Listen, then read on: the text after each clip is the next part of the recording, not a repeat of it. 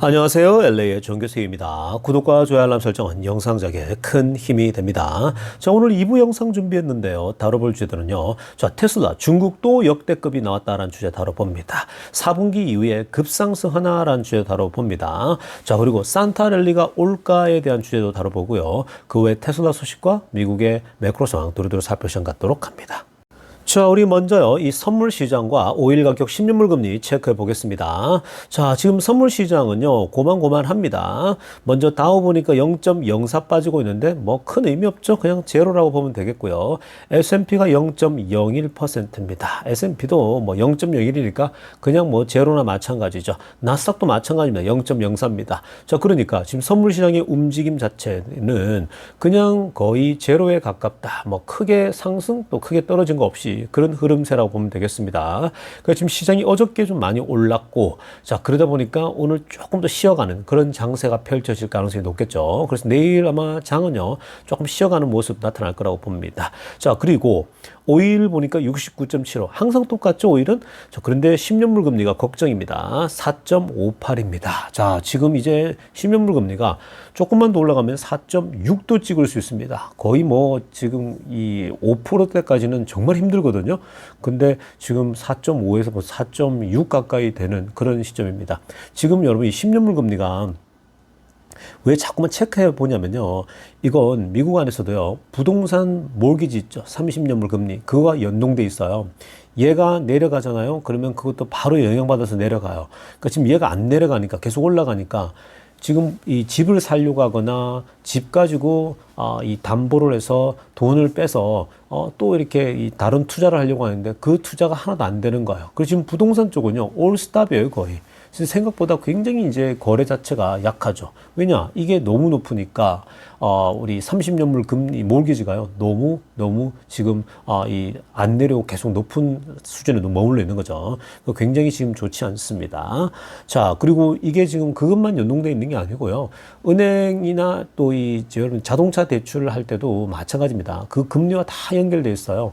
그래서, 이 테슬라를 사거나 자동차를 살 때도 다 대출받아서 사는데 비싸게 나오겠죠. 매달 내는 페이먼트가. 뭐, 평소에 $100 낼 거 150불 내야 되고, 뭐 그런 식으로 올라가는 겁니다. 아무튼 이 4.58, 그렇게 좋은 거 아닙니다. 이게 내려와야 되는데, 시간이 당분간 걸릴 가능성이 높아요. 자, 지금부터는요, 미국 경제 소식과 매크로 상황들 몇 가지 체크해보고 가겠습니다. 자, 오늘은요, 굉장히 중요한 거 하나 살펴보려고 합니다. Stock Market Here for 2025입니다. 자, 2025년도에 주식시장의 영웅은 누가 될 것인가? 라는 타이틀입니다. 자, 굉장히 재미나죠? 자, 지금 아래쪽에 리스트를 보게 되면요. 최근에 한 5년 동안 가장 아이돌급, 즉 영웅 대접을 받았던 영웅들이 있습니다. 자, 그래서 매년 분석해 보면요, 2020년도 캐티 우드입니다. 저 돈나무 누나죠. 자, 이 돈나무 누나가 이 테슬라에 대해서 사실 테슬라를 발견한 최고의 인물이었죠. 테슬라에 대해서 그 당시에 아무도 인정하지 않는 그 테슬라를 이 돈나무 누나만큼, 캐티 우드만큼 제대로 분석해낸 사람이 없었습니다. 그 앞서서 보고 분석하고 그리고 머스크와 얘기하면서 머스크 얘기를 들으면서 미래에 대해서 더 구체화시키면, 사실 이제 이런 이 캐티 우드나 이 애널리스트들 있죠. 이런 애널리스트들은요, 기업가들이 갖고 있는 생각, 또 기업이 나아갈 방향들을요, 어떻게 하면 수치화시키고 또 데이터화시키고 그리고 내러티브, 이야기로 풀어낼 것인가. 그게 중요한 거거든요. 그러니까 언어로 풀어낼 수 있는 사람이 바로 애널리스트들입니다. 근데 요즘 애널리스트들은요, 인문학적 소양이 떨어지는지 그런 게 굉장히 빈약합니다. 자, 근데 이 캐티 우드가 그때 테슬라에 대해서 정말 나와서 어마어마했죠. 설명들을 보면 그때 그거 보고 매료가 안 된 사람이 없습니다. 저도 2020년도 영상에 보면 캐티 우드에 대해서요, 어마어마하게 소개를 했었거든요. 그때 아마 뭐 굉장히 왕성하게 제가 이 돈나무 누나 얘기를 많이 했는데, 아무튼 간에, 이 캐티 우드가, 테슬라를 발견하면서 수많은 사람이 부자가 됩니다. 미국에서도 그때 2020년도에 캐티 우드에 매료돼서 막 그때 투자를 해서 지금까지 가지고 있는 사람들이 굉장히 자산이 많이 불어나 있는 상태입니다. 자, 그리고 2021년도에는 영웅이 누구냐? 차메트입니다. 여러분, 차메트 기억나십니까? 인도계 모습, 인도계 같이 생긴 사람인데, 아시아 계통이면서 인도계인데, 이 차메트가 뭘 강조했냐면은 스펙입니다. 이 사람 별명이 스펙킹이에요. 여러분, 스펙이 뭡니까? 스펙 주식들. 자, 스펙 주식들은요, 제대로 IPO 상장을 할 수 없는 회사들. 그러니까 뭔가 정상적으로 상장할 수 없으니까 비정상적으로라도 상장해야 되잖아요. 우회로 이렇게 하는 겁니다. 자, 그래서 보통 이 스펙 주식들은요, 이게 이제 좀 이 정상적이지 않다 보니까 보통 이 좋은 투자들은 투자를 잘 안 하는 편이에요. 그러니까 특별할 경우 한번 하고 그러죠. 그래서 이 스펙들은 정말 이 어떤 족보도 없고 막 이 정말 미래에 대해서 제대로 평가를 하기 쉽지 않은 회사들이 정말 많거든요. 근데 어찌됐건 우회로 뭐 분위기 좋을 때, 자금이 넘쳐날 때, 21년도가 어떤 때입니까? 막 미국 정부에서 돈을 막 뿌려줬잖아요.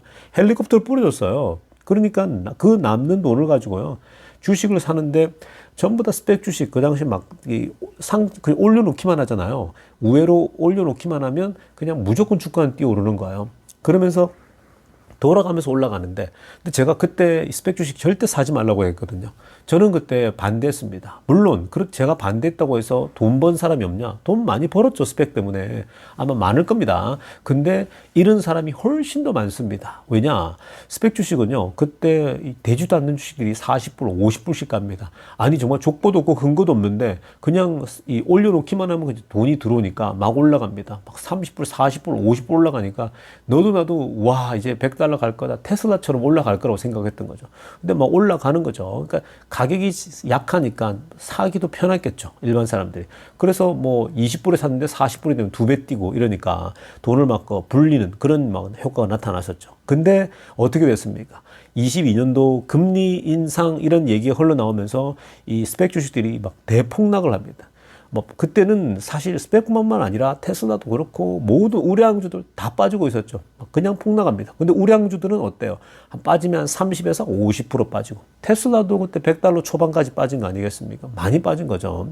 엔비디아도 100달러 초반까지 빠졌었어요. 그러니까 얼마나 이때 혹독한지 알겠죠. 22년과 23년도에. 근데 스펙 주식도 폭락합니다. 근데 이렇게 얘기하죠. 폭락에도 다시 우상향하는 거 아니냐. 결국 또 떨어져 폭락했지만 다 오르는 거 아니냐라고 하겠지만, 스펙 주식 중에 여러분들 기억 아마 투자한 사람도 있을 겁니다. 스펙 주식 중에 95% 빠지고 거의 98% 빠진 주식들이 다시 회복되냐? 회복 안 된 회사들이 더 많아요. 어마어마하게 많습니다. 사실 여러분, 니콜라라는 회사도 제2의 테슬라라고 하면서 얼마나 그 트럭 가지고 사기를 치고 그랬지 않습니까? 근데 사람들이 모르잖아요. 이제 트럭에 테슬라다 이래서 니콜라도 당장 테슬라처럼 오를 거야라고 했는데 전혀 그렇지 않죠. 아예 회복도 안 되고 아예 그냥 파산해버리죠. 스펙 같은 회사들은요, 파산하는 기업도 많아요. 그러니까 잘못 여기에 전 재산 걸었다가 막 돈 잃는 사람 엄청나게 많았죠. 우리나라 사람들 중에 돈 날린 사람들 정말 많아요. 미국도 마찬가지만요. 그래서 스펙은 하면 안 되는데 그때 이 차메스나 이런 친구들 중심으로 해서 막 바람잡이 하면서 그때 막 미친 듯이 오르면서 이 사람이 영웅으로 대접받았었죠. 자, 그리고 자기는 나중에 빠져나가 버려요. 자, 그 다음에 22년도입니다. 마이크 윌슨입니다. 자, 22년도에 마이크 윌슨이라는 사람이 뭘 얘기하느냐면요, Predicting Bear Market이에요. 기억납니까, 여러분? 22년도에 이 사람 얘기하면서 계속 부정적인 얘기하니까 제가 좀 싫어했던 사람이잖아요. 저는 굉장히 포지티브한 사람인데 되게 부정적인 사람인데, 마이크 윌슨이 계속 Bear Market 하는데 22년도에 맞췄죠. 그냥 고금리로 쫙 올라가니까. 근데 이 사람이 23년도에 시장이 회복하기 시작하는 거 있죠. 막 1월부터 막 오르기 시작했잖아요. 근데 마이크 윌슨은 23년도도 폭락한다라고 얘기했는데 계속 이어진다 그러는데, 이 사람이 22년도 반짝 스타가 되고 그 이후부터는 계속 틀려요. 그래서 어쨌든 마이크 윌슨이 스타였고, 그 다음에 23년도는 누구냐? 바로 탐리입니다. 자, 작년에 탐리가 불마켓을 예상했죠. 마이크 윌슨이 베어마켓을 23년도에 예상했지만 탐리가 부마켓이라고 하면서 예상했는데 가장 최고의 압도적인 데이터를 내놨거든요. 그런데 그게 그대로 맞아 떨어져 버립니다. 그래서 23년도에 특히 엔비디아를 중심으로 테슬라도 상반기에 올랐고, 하반기부터 이 올해 상반기까지는 뭐 거의 엔비디아가 주도했었죠. 자, 그리고 24년도는 데나이브즈입니다. 자, 올해 사실 데나이브즈가 가장 영향력이 있죠.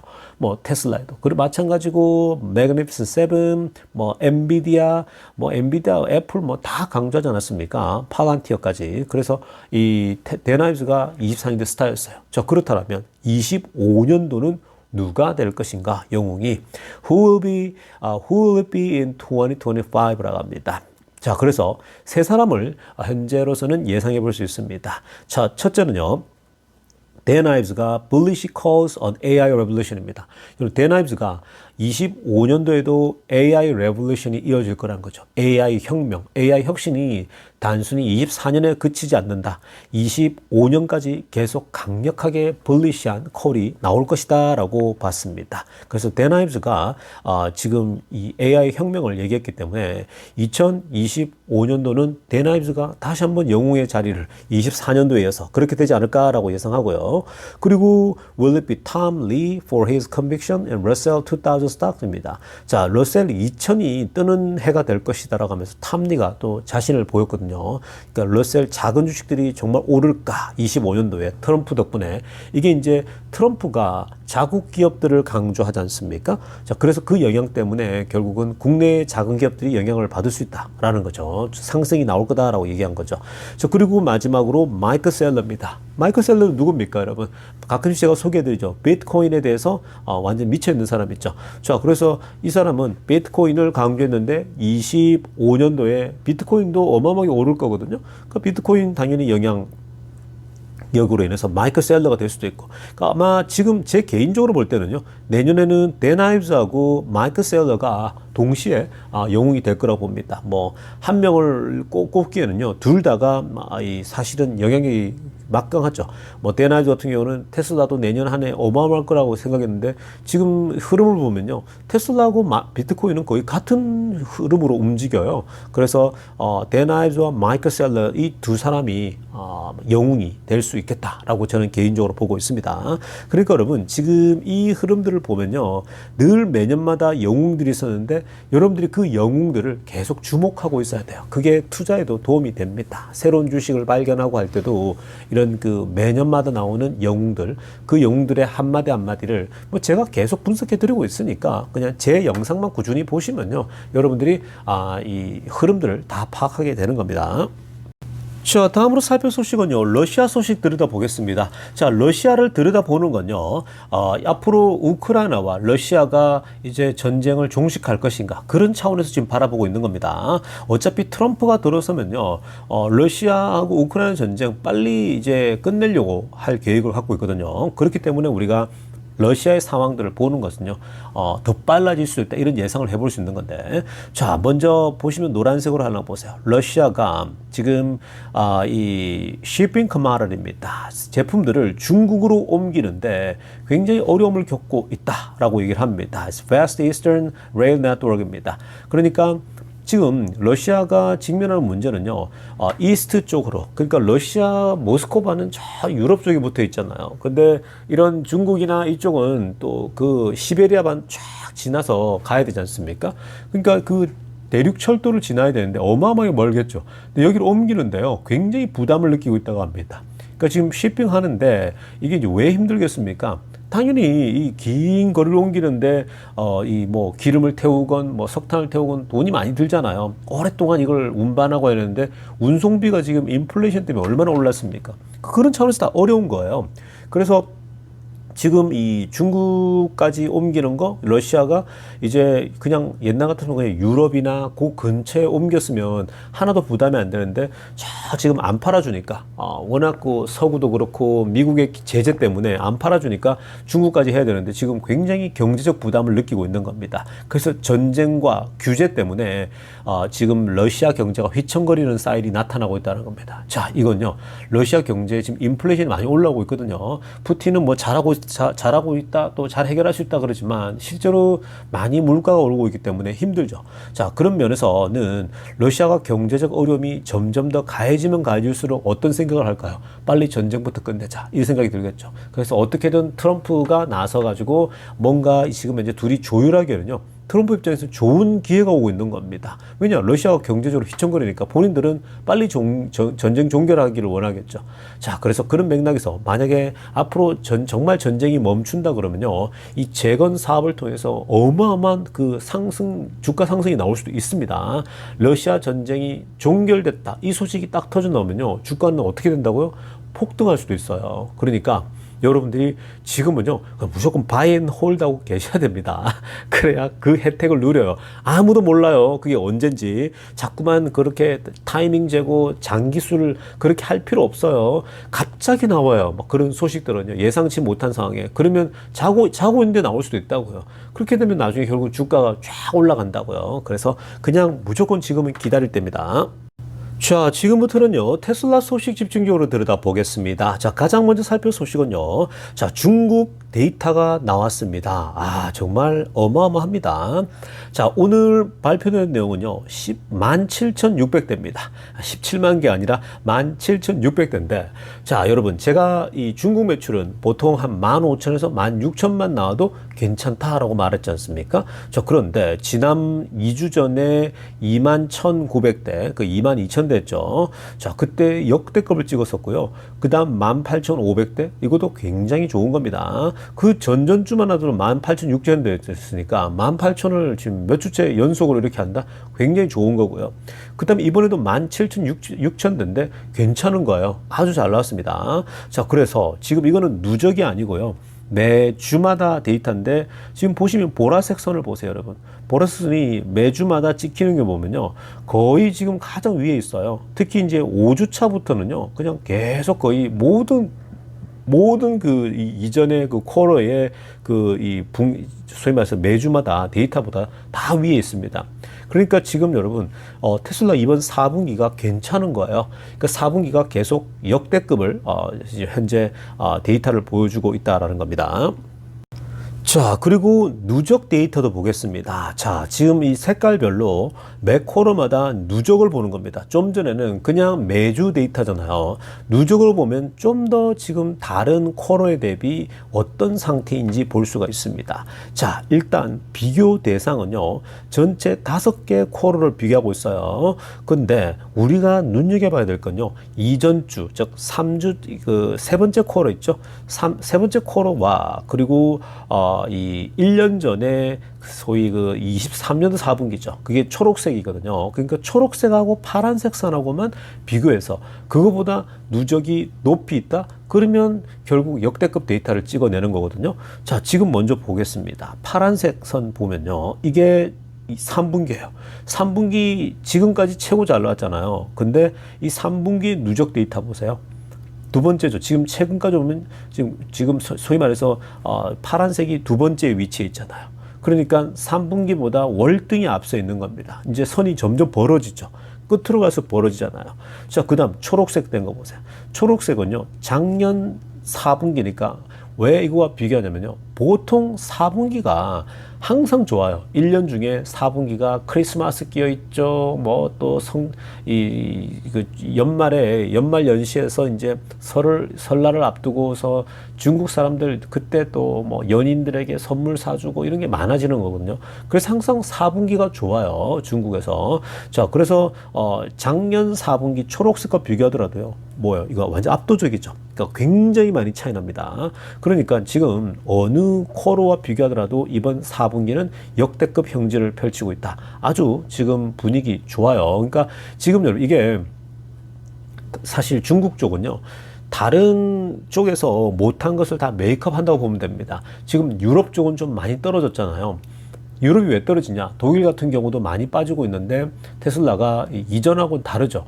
근데 왜 그러냐면 독일 경제가 일단 기본적으로 어렵고, 그리고 지금 독일 자동차 업체들이 힘든 거 보면요, 테슬라가 안 팔리는 건 당연한 거죠. 지금 뭐 독일 차도 안 팔리는데 뭔 테슬라까지 더 잘 팔다 이럴 수가 없는 거예요. 독일 안에서 지금 흐름을 봤을 때요. 그러니까 독일이 전체적으로 경제가 안 좋다 보니까 뭐 테슬라가 원래 잘 나가던 때와 좀 차이가 나겠죠. 그래서 그런 맥락들을 읽어보고, 그리고 이제 유럽이든 또 미국이든 아무래도 작년보다 떨어졌다 하더라도 이 중국이 다 메이크업을 하고 있는 겁니다. 그래서 지금 중국 데이터가 그래서 중요한 겁니다. 자, 다음 데이터는요, 이제 1년 단위로 살펴보는 건데, 자, 먼저 이제 3개년만 비교해 봅시다. 22년도, 23년도, 24년도거든요. 빨간색이 24년도입니다. 그리고 노란색이 작년, 초록색이 22년도. 그러니까 여러분 지금 보시면요, 빨간색이 작년하고 비슷하게 가다가 37주, 38주 차부터 이제 앞서기 시작하죠. 그러면서 작년보다 더 많이 나오고 있죠. 그러니까 결국 작년 데이터보다 좋다라고 보시면 되고요. 22년도하고는 많이 차이 나죠. 그러니까 지금 24년도 전체적으로는 선방했기 때문에 결국 1년 전 대비 얼마나 성장했냐 할 때 테슬라는 성장의 모습을 보이고 있다는 것이 좋습니다. 사실 이거보다 더 크게 성장해야 되는데 아무래도 경제가 전반적으로 이제 어렵죠. 특히 중국 같은 경우는 돈 씀씀이가 많이 줄은 상황임에도 불구하고 이렇게 선전하고 있다고 하는 건요. 자, 테슬라가 정말 잘하고 있습니다. 공급이 어마어마하게 지금 너무 과잉 공급 중인 중국에서 테슬라만 버티고 있어요. 외국 기업들은요, 전부 다 쫓겨나고 있잖아요. 여러분, 지금 폭스바겐 중국에서 완전 죽을 쓰고 있는 중이고요. 도요타도 그렇고 안 팔리니까 다 철수하고 있죠. 그리고 수많은 그 일본 차들과 유럽 차들이 전부 다 지금 중국에서 너무나도 안 좋아요. 근데 그에 반해서 테슬라는 작년보다도 좋고 재작년보다도 좋고 계속 좋아지고 있죠. 그러니까 테슬라도 어찌됐건 원래보다는 더 많이 팔아야 되는데 중국의 전체 디플레 같은 상황 속에서 사람들이 적금만 하고 돈을 안 쓰는 상황이거든요. 그러니까 그런 걸 따졌을 때는요, 정말 괜찮은 성적이 나오고 있다라고 보시면 되겠습니다. 자, 다음으로 살펴볼 소식은요, 테슬라 공매도들이 태가 거의 소위 말해서 이 조직 안에서 얼마나 공매도를 통해서 돈을 많이 잃고 있는지를 한눈에 볼 수 있는 자료거든요. 자, 여러분, 스톤킹이라는 친구, 자주 등장하는 친구거든요. 테슬라 비난할 때 맨 앞장서서 테슬라를 비난하고 머스크를 비난하는 친구인데, 이 친구가 24년도 7월 3일입니다. 올해 7월 달이거든요.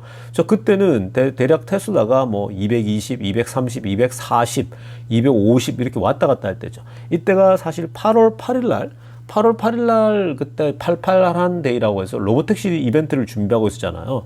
그런 기대감도 반영되면서 뭔가 분위기가 나쁘지 않았죠. 자, 그런데 어찌됐든 간에 이 스톤킹은요, 240불이 excellent area to add puts라고 합니다. 그러니까 풋을 하기에는 너무나도 좋은 영역이 바로 240불대라는 거예요. 자, 그래서 240불대에 돈이 막 풋이라고 하는 것은 하락에 베팅하는 거잖아요. 그러니까 숏을 치는 거라 보면 되는 겁니다. 그러면서 just added some near-term puts in the mid 2040 myself라고 합니다. 자, 그래서 그냥 기한을 정할 거 아닙니까? 그래서 near-term put을 240불대에 본인이 설정했다. 풋을 놨다라고 합니다. 자, 그런데 클라우스 몰러라는 친구가 그 아래 이렇게 얘기를 하죠. 테슬라가 22%나 5일 동안 올랐다라고 합니다. YOY로 shrinking unit sale, 판매도 줄은 것 같고, 그리고 shrinking revenue, 매출도 줄었는데, 그리고 또 evaporating earning도 지금 다 날아가고 있는 상황 아니냐고 얘기하는 거거든요. 그러니까 5일 동안 22% 상승하는 게 말이 되냐라는 거예요. 그러니까 이게 7월 3일이니까 1, 2, 3, 4, 5, 6 보통 4월, 5월, 6 2분기 발표하고 나서 바로 그 7월 보통 1일, 2일, 3일 사이에 발표하잖아요. 그 7월 3일로 발표한 거 보니까 2분기가 별로 아닌데 별것 아닌데 이렇게 주가가 튀냐라는 거예요. 22%가 튀어 올라 버리거든요. 그러니까 지금 얘네들이 볼 땐 줄은 거죠. 1년 전 대비도 매출 줄고, 판매도, 자동차 판매도 주는데, 이거 왜 뛰냐는 거예요. dead cat bounce냐는 거예요. 더 떨어지기 위해서 일어나는 dead cat bounce라고 얘기하고 있죠. 이렇게 얘기하고 있는 겁니다. 자, 그 다음에 뭐를 해도 보세요. 이 친구는 7월 10일이에요. 일주일 뒤에 이제 이 글이 올라온 일주일 뒤에 쓴 거거든요. 한번 보면요. I'm with you on those December push이라고 합니다. 자, 이 사람은 오히려 이제 7월 달에서 5개월 뒤에 12월 달을 이제 풋을 놓습니다. 너랑 스톤킹이랑 같이 할 거야. 너희들과 함께해서 나는 12월 달에 이 주가가 하락에 베팅하는 걸로 이제 가는 거거든요. 자, 이렇게 되다 보니까 이 친구 이럽니다. They were already reasonably cheap before, but even cheaper now 이러면서 지금 앞으로 12월 달 되면은 훨씬 더 이제 더 가격이 떨어질 거기 때문에 나는 여기다가 베팅한다라고 이렇게 하는 거죠. 근데 지금 어떻게 됐습니까? 12월 달이잖아요. 40불대 지금 어간인데 220이건 240 이게 지금 거의 2배가 뛰어버렸잖아요. 그러니까 이 사람은 어마어마한 돈을 갚아내야겠죠. 그러니까 지금 이 사람이 공매도 치는 친구들 있죠. 이 택가들을 보면요. 정말 여러분 어떤 공동체에 있느냐가 그렇게 중요한 거예요. 그러니까 사실 여러분들이 저와 함께 있잖아요. 우리 테슬라 투자에 있어서 정교수 TV와 채널에 와서 그리고 멤버십도 지금 있고 뭐 좀 전에도 멤버십에 글을 하나 올리고 지금 제가 영상을 만들고 있지만 자 지금 뭐 멤버십에서도 계속해서 여러분들에게 이제 중요한 포인트들 잡아드리고 얘기하고 있지 않습니까? 저 그리고 이렇게 매번 두 번씩 하면서 여러분들에게 다 설명해드리죠. 또 되게 긍정적이잖아요. 우리는 파지티브하지 않습니까? 테슬라 미래에 대해서 어떤 부정적이기보다는 훨씬 더 긍정적으로 접근을 많이 하죠. 그래서 제 채널에서 사람들이 같은 사람들이 많구나를 확인하고 서로 대화도 하고 얘기도 하고 있지 않습니까? 저 그러면서 가다 보면 장기 투자가 되는 거예요. 근데 꼭 보면요. 이렇게 택가들 모임에 보면은 지네들끼리 놀아요. 끼리끼리 논다고요. 정말 이 옛날에 이 검은색 이 백조가 있고 하얀색 백조가 있고 검은색 까마귀가 있는데 이 둘이 같이 놀 수가 없죠. 완전 다르잖아요. 그러니까 확실히 여러분 어떤 공동체, 어떤 조직에 있느냐에 따라 여러분들 투자 습관과 철학이 다 바뀌는 거예요. 저는 그래서 매 주말마다 항상 투자 철학도 가르쳐 드리고 장기 투자의 초석을 여러분들이 깔아주지 않습니까? 길게 보고 투자하는 거예요. 그리고 계속 뭐 바이 앤 홀드와 더불어서 테슬라의 미래 사업을 계속 매일매일 체크하면서 우리가 바라보면서 나아가고 있는 중이죠. 그러니까 이렇게 여러분 이 사람들이 요 조직에 있다 보면 계속 안 좋은 생각을 계속 하는 거예요. 그래 하락의 배팅에 끝났어 이러다가 진짜 자기가 끝나버렸어요. 12월 달에 주가가 폭등을 해버리니까 2배로 이상 뛰어버리니까 지금 거지 됐겠죠. 얼마나 거지 됐겠습니까, 이 사람이. 그러니까 다 그런 겁니다. 그러니까 여러분 항상 이 제 채널에 잘 붙어 있으세요. 붙어 있으면서 이 테슬라를 계속 매일매일 내 회사의 비즈니스를 확인하다 보면요. 여러분들이 자연스럽게 투자에 자신감이 생기고 확신이 생겨요. 그리고 또 멘탈 관리가 너무 중요하잖아요. 멘탈이 흔들려 버리면요. 다 팔고 떠나버려요. 놓치는 경우가 허다합니다. 그래서 이 주식 투자라고 하는 건요. 굉장히 엉덩이를 무겁게 장기로 투자할 수 있어야 되는데 그게 혼자서 잘 안 돼요. 그래서 제 채널을 보면서 장기 투자 버틴 사람이 많잖아요. 그 지금에 와서 수량도 엄청 늘리고 부자가 된 사람이 많지 않습니까? 그래서 아무튼 이런 지점들을 좀 보시면서 좋은 조직에 소속돼 있는 게 참 중요하다. 투자 공동체에 소속돼 있는 게 굉장히 중요하다는 기억하시기 바랍니다. 자, 다음으로 살펴볼 소식은요. 테슬라 메가팩 소식입니다. 자, 테슬라 에너지 메가팩이요. 정말 오늘, 어제는 칠레 소식, 칠레에서 또 뭐 거의 2, 3억 달러 규모의, 소위 말해서, 팔아치웠다라는 메가팩을 그 소식 알리지 않았습니까? 자, 근데 지금 이번에도요, 이번엔 사이즈가 더 큽니다. 어마어마합니다. 그 영상을 보니까요. 와, 여기는 이제 호주거든요. 호주는 이제 호주의 멜번입니다. 멜번의 그 리뉴어블 에너지 허브거든요. 이 회사에서 지금 이번에 이제 이 테슬라의 메가팩을 도입해서 전체 거대한 이제 에너지 시스템을 구축했거든요. 규모가요, 무려 4억 1,900만 달러입니다. 자, 엄청나죠? 그러니까 이거 기본적으로 이 정도면, 이제 이거 두 번만 하면 1조 원이 되는 거잖아요. 그 사이즈가 적은 사이즈가 아닙니다. 굉장한 사이즈고, 그리고 무려 444개의 메가팩이 여기에 투입됐다고 합니다. 아래쪽 사진에 보면 열심히 지금 이 메가팩을 설치하고 있죠. 그러니까 이게 다 인스톨레이션 하고 있는데 무려 444개가 설치되고 있습니다. 한번 상상해 보세요. 444개가 여기에 쫙 깔려 있다고 생각해 보세요. 이건요, 어느 정도 규모냐면요, 초록색으로 알아봅시다. That's enough energy to power 200,000 그러니까 20만 개의 집이죠. 그러니까 200K거든요. 그러니까 20만 개의 집에 에너지를 공급하기에 충분한 그러한 규모라는 거예요. 와, 여러분, 20만 개의 집이다. 이게 지금 보통 4인 가구로 치면요. 얼마입니까? 428, 80만 명이죠. 자, 거의 그냥 100만 명이 육박합니다. 대전 인구가 한 100만 명 정도 되지 않습니까? 대전 인구를 피크 시간 있죠? 피크 기간 동안 전기를 충분하게 공급할 수 있는 그러한 규모라고 합니다. 그러니까 엄청난 거죠. 사실 여름철이나 전기가 갑자기 필요할 때가 있잖아요. 피크 아워드가 있거든요. 대낮에 많이 에어컨 틀잖아요. 그때는 사실 이런 전기가 너무 고맙죠. 피크 시간에 저녁 때 잘 안 쓸 때 그때 전기를 잘 모아둬서 피크 때 쓰면요. 에너지도 이 소위 말해서 굉장히 소비도 절약이 되고 다 좋겠죠. 그래서 굉장히 이 20만 개의 집까지 이 소위 말해 채울 수 있는 그러한 444개의 규모다 어마어마합니다. 그래서 아래쪽에 파란색을 하나 보세요. The entire project will cost 1.6 billion입니다. 그러니까 전체 프로젝트 가격이요. 1.6 그러니까 거의 한국 돈으로 지금 2조 원 이상 규모라고 합니다. 그러니까 사실은 여기에 메가팩만 4억 1,900만 달러지만 이걸 또 안에 연결하고 설치하려면 또 테슬라 기술진이 필요한 거 아니겠습니까? 그러니까 규모는 더 늘어나는 거. 전체 이제 여러 가지 세팅하고 뭐 연결하고 이런 부분에서 1.6 빌리언 전체가 들어간다라고 합니다. 그러니까 여러분 지금 테슬라를 보게 되면 칠레, 남미, 또 북미 그리고 호주는 사실 호주가 가장 고객들이 많은 것 같아요. 많은 부분에서. 그리고 뭐 하와이, 알래스카 이쪽에 뭐 지금 앞으로 유럽 쪽도 계속해서 이제 나올 수밖에 없는 그런 구조입니다. 워낙 전기 상황도 불안하고 하니까 당연히 유럽에서도 이제 바람이 불 수 있겠죠. 자, 이렇게 지금 테슬라 메가팩이 꾸준하게 계속 매출을 만들어내면서 아주 좋은 흐름을 내고 있다. 테슬라 에너지가 아주 훈풍을 이 뒤에서 불어오면서 좋은 분위기다라고 보시면 되겠습니다.